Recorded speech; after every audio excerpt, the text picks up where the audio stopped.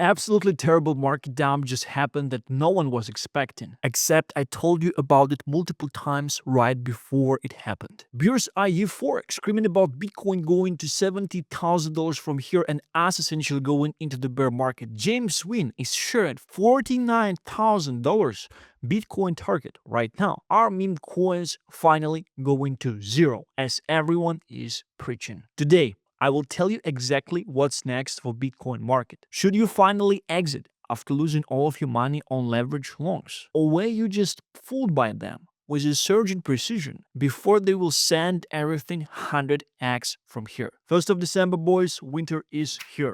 Press the like button and let's start. First of all, there are so many people explaining why this dump exactly happened. Japan, 2 years yield, pop above 1%. I'm not interested in these things, you know? Last year, 11 months opened red, except December. Probably lesson somewhere in there. December last year actually opened green, and then market maker just liquidated everyone on 9th of December, which is essentially just a week later. And in general, in crypto market, we always open up each and every month's red. It's almost like free money. You just have to short into the months open, and that's it, right? And I do believe this is exactly something that just happened here. You don't have to find all these like crazy reasons. Japan, Saudi Arabia, Antarctic Germans, aliens. Nah. We just open up each and every month and bread. This is how this thing just works, right? Bitcoin didn't dump because anyone suddenly got scared. It dumped because the moment the calendar flipped, every model that matters snapped into action at the same time. New daily candle, new weekly candle, new monthly candle. People look at the red candle and think traders made a bad call. My read is simple. Portfolios just cleaned house. Nothing emotional about it. The bottom pattern always needs a long wick to represent strong buying pressure, and this is the beginning of it. Easy bounce back, some bullish propaganda into your feed. And this post actually like low. This is exactly why you should be careful who you follow. Monthly open volatility like this is completely normal.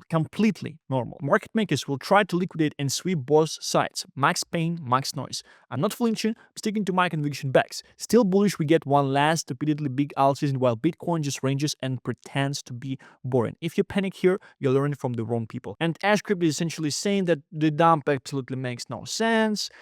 There is zero reasons, and there are a bunch of people who are saying the same stuff as well. Guys, I am telling you, this is just a default monthly open. And this kind of like the thing that I would share currently actually proves that. Breaking, the exact reason why the market just crashed. Wintermute dumped bunch of Bitcoins, Coinbase, BitMEX, Binance, Bitwise, Bitfinex. This was a coordinated dump. Nah, it was not. These are just bots doing the thing that they're doing every month, gathering liquidity. Each and every month's open is red. Last year it was 11 months opens out of 12.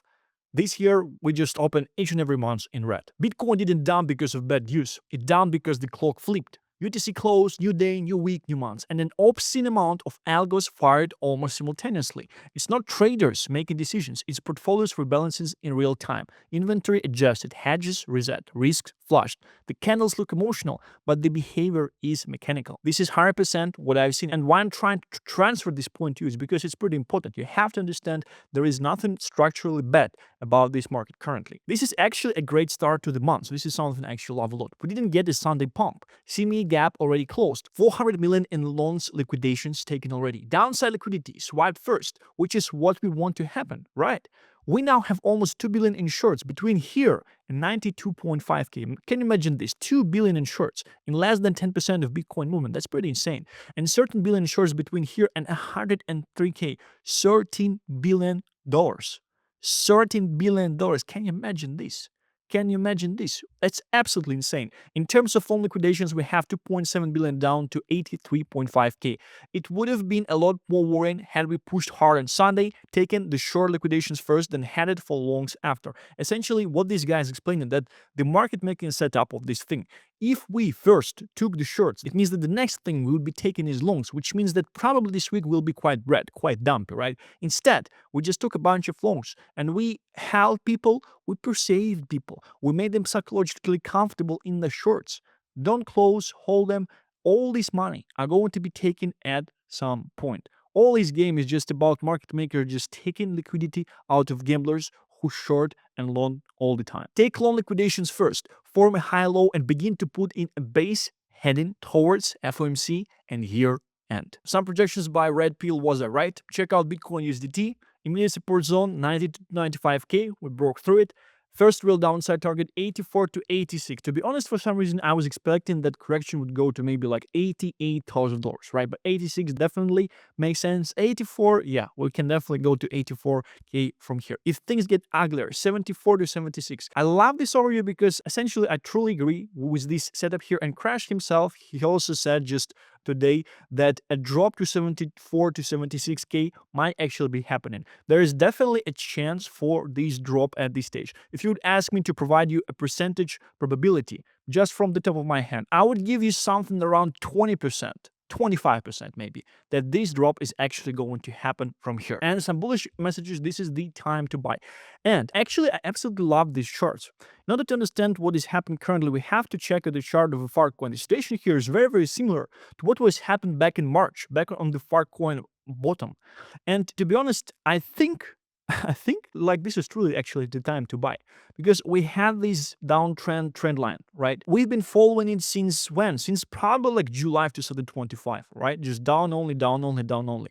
And what we have done with the recent pump, pay attention here, what we have done with the recent pump on 25th of November, we actually went above it. And what we are doing currently, because like I was looking at this chart and I was thinking, man, this is something that should be happening. This is something that should be happening. I should take my profits currently, because I was in profit for like $40,000 in the last week and I did not take most of it, unfortunately. Unfortunately, I left most of it back on the table and it's taken by the market back, right? But what we are doing here, because I have seen this thing, I was thinking, man, we should probably retest this level.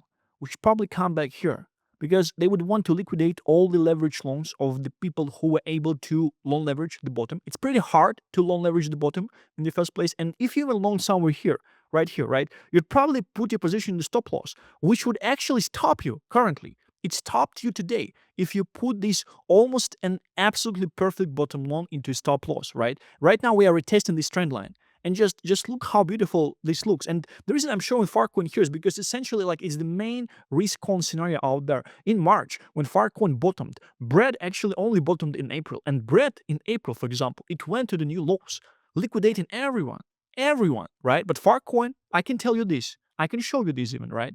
This is the Farcoin in March. This is the bottom for Farcoin in March. And in April, when bread actually created new all-time lows, and a range of assets out there, they created new all-time lows. Farcoin was already here. If you loan Farcoin from bottom, right here, and if you held your loan on your Farcoin, you would actually be in the position still right here, which is absolutely insane, absolutely crazy. And this is the type of the asset that you actually would want to follow in the markets, right? This is the alpha asset. This is the asset that is outlining the movements for the majority of the market out there, for the whole category out there. And right now, this asset is retesting the trend line. It broke, and the trend line is present since July of 2025 for almost half a year at this stage, and no one is paying attention. Like, look at this. Look at this. This is ideal long entry, because we broke through. We are retesting the trend line. We are flipping it, and exactly the same trend line was actually present through the recent drop. Like, look at this stuff, right? Exactly the same thing, and we broke through. And we just went higher and higher and higher and higher. Right now, it's even better. Like, this trend line for Farcoin, I actually like way more. Pay attention to these things, because no one is paying attention to them. No one is talking to you. Everyone is screaming Farcoin is going to zero. Yet it is breaking 6 months old trend line and retesting it. This is probably the best ideal entry point for this asset and for meme coins as a sector, right? We definitely have some risks with low liquidity assets like bread, essentially because back in April, actually printed a new low after this very, very similar situation happened. Something tells me that this might be just the best entry point for meme coin longs. And if you were able to hold something, or if you have underwater longs that you are holding for quite some time, I always suggest to just continue holding. I'm 6x long Bitcoin. Seems due to low wicked liquidity, it took it down for no fundamental reason, in particular when TradeFi futures look okay. Some short-term recovery should be more likely than not. 6x long is a very essential low leverage for Bitcoin, but if it's done with size, it's definitely a nice position. Some bearish things. In 2017, the Fed announced QT would end on August 1st. The balance sheet of the Fed continued dropping in August, despite Q2 having officially ended because the last round of Treasury maturities did not settle until mid-August. Just because QT ends December 1st does not mean the balance sheet immediately starts going up. It might take until early 2026 to notice that. I'm a huge believer that everyone is just screaming that you don't have to be quick, you don't have to be fast, 2026 will come, you have your time, maybe we'll go sideways because bottoms, they truly take time to form, right? But I have a feeling because of the sentiment that is present out there, you actually might want to rush.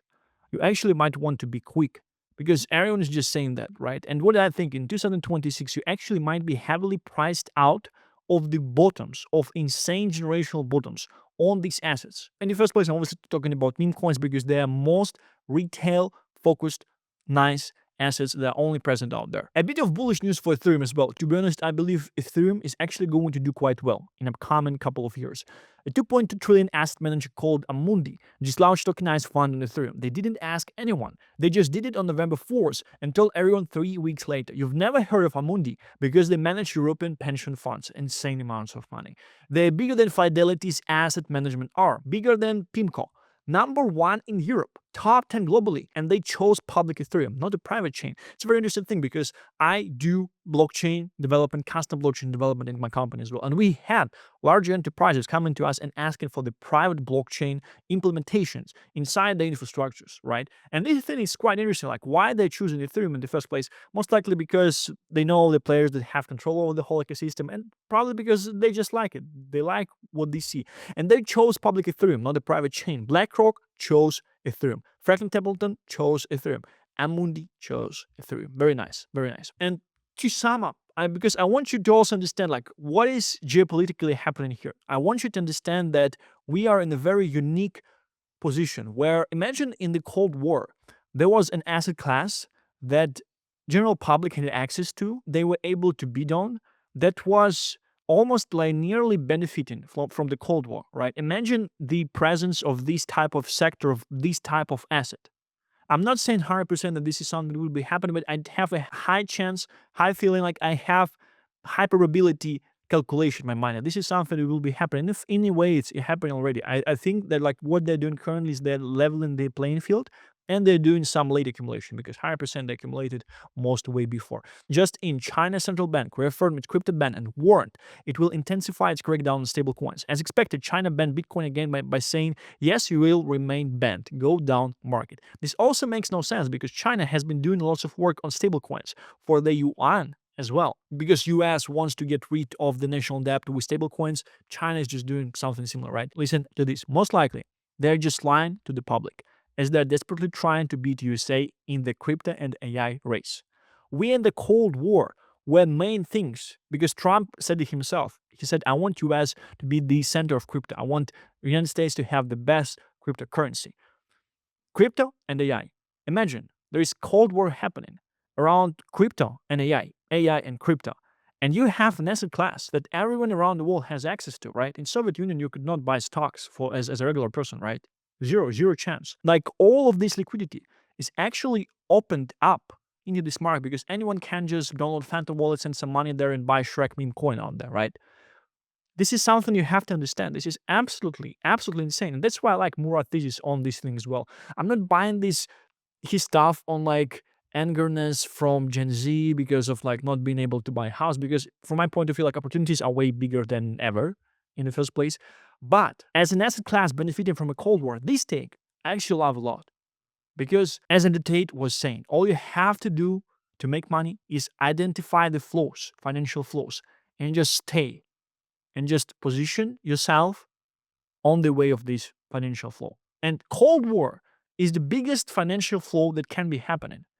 Both of these things just spending a bunch of money, and crypto and AI is in the center of this Cold War. And meme coins are in the center of crypto because this is the asset that outperformed this far, and retail are only interested in crypto. Let's listen as a final take to Gainzy talking about this. All roads lead back to meme rally. Whenever retail gets more dry powder, they're not going to buy utility coins. They're hitting the meme casino and trying to gamble the way into financial freedom against a level playing field of other retail. To me, this is the most inevitable thing of anything. Like they were showing the youth unemployment rates, and youth unemployment is actually more key than regular unemployment, bro. The youth are turbo unemployed.